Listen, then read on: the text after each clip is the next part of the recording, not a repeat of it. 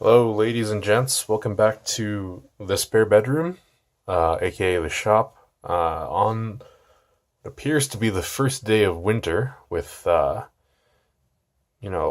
borderline storm force winds and blustery snow. And I'd show you, except I don't want to look out there because I am in denial. 'Cause it was like 20 degrees earlier this week, and now it's literally freezing. Anyway, yeah, we've got a bit of a special treat for you today. Whereas last time that I attempted to film a video, I reach over here. I took apart this guy, which is, if you look very closely, is not a lead firing unit. Notably because it's from Exeter and not Exeter. And then I hit myself in the throat with the spring guide. So, hopefully that won't ever see the light of day. But yeah, we've got a little bit of a treat. A little bit of another one of those things that is that I consider a white whale, in terms of the knife collection at least. And that is this. This that doesn't really fit on camera, but all right. This is, ooh, geez. Okay, I'm having a good filming day here. Just block the screen with your big ass hands. Good job. This is the zero tolerance tomahawk. This is very interesting and was incredibly difficult to get. Now, this one is pretty interesting as it's serial number 121, and there are a bit some interesting stories to tell about it. Now, if you recall, a couple years ago, they started making these, and I was one of the people that was super duper friggin' excited for this because it's a nice. It's what we call a very, very typical breaching axe or breaching tomahawk. It's got a very, very nice edge. It doesn't have the drag reduction edge on top. It does have the Homer Simpson spike, but functionally, I know these are important. However, I do actually prefer the flat back. Anyway.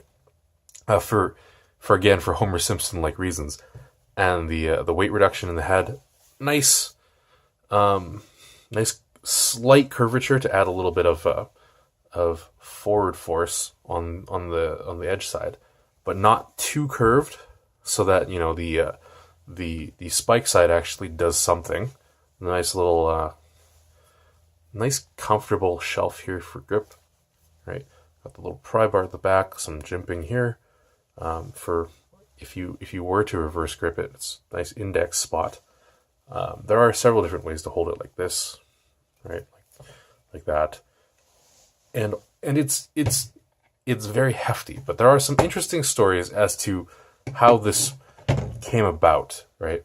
So this is Vanitas 4 Extra with G10 scales, I guess, and these ridiculous, quite large hex bolts and nuts. I actually can't tell which side is which. And it comes with not the most functional, but perfectly adequate. This is actually Kydex, I think. It's very close to Kydex, if not. It's riveted, and it's a little awkward to close because of on the front edge here, but yeah. So this is basically not cheap to make. And to stop delaying myself here, this was supposed to be a regular production item. This came up beside the Kershaw, what do they call it? The Siege, which was a straight handle.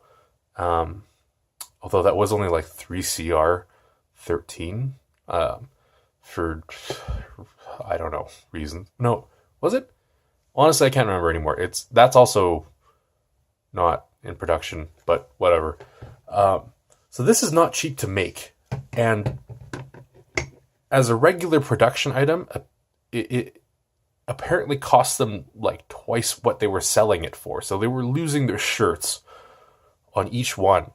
And so their first production run was supposed to be about 1,500 that I've heard, and ended up being in the neighborhood of 300 to 500, and nobody knows quite exactly for sure how many they made. Now, as a production run item, some 300 to 500 is not exactly without a specific grasp on the actual number produced is not maybe the most solid ground to make money. But yeah, this I was hoping for this to come into stock at my local store, and it just never did, for very obvious reasons. Now that I've given you the background on it, there were occasionally a couple hiding on various different American websites, but I never, like our exchange rate suddenly dropped off a cliff, and I was left with no ability to buy it. And then one day, I was chatting with the guys at the local shop, and we were just sort of complaining about the demise of a couple different tomahawks, and I was like, oh man, I really wanted the ZT one. I'm so upset you guys never got one. And then the manager was like, you know what? And so he took a look at the other store's inventory, and he went, we've got one. And I went, are you serious? And he's like, yes. And it's not a special order item. It's not been reserved by anybody. It's just hanging out in the back of the storage room in a different province. And I'm like, oh, this is trouble for my wallet. And long story short, I bought it immediately. But yeah, it's now I can't give you actually any information on how it handles in terms of being an axe, because I've not made up my mind as to if this is a collector's item. This is a low serial number of something really interesting. But it is also Vanitas 4 Extra. It's I can't show you this very well, but it's actually very hefty in terms of stock, and the grind is amazeballs. It's finished well. The coating is nice, and if you have any doors that you need knocked down, please let me know.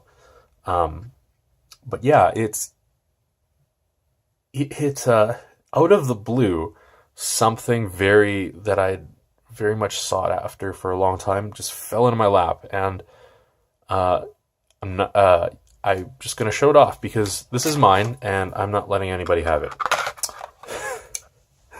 But yes, I haven't made up my mind as to if this is a collector's piece, because it is quite interesting, or if this needs to be abused because it's meant to be, right? It's designed to be abused. So this is that. It's just a little peek at with a little story time as to how I came into possession of something that you may not have known the story to, but I think is rather interesting. Is one of those products that was overlooked, and really that's a shame. That that's a shame. A, that it cost so much that they had to stop making it partway through the run, but B, that again, it was just overlooked, and rightly so. There are options in this category that are much cheaper and borderline as durable, but this is one that's very, very special and caught my eye. So yeah, this is that. Thanks for stopping by.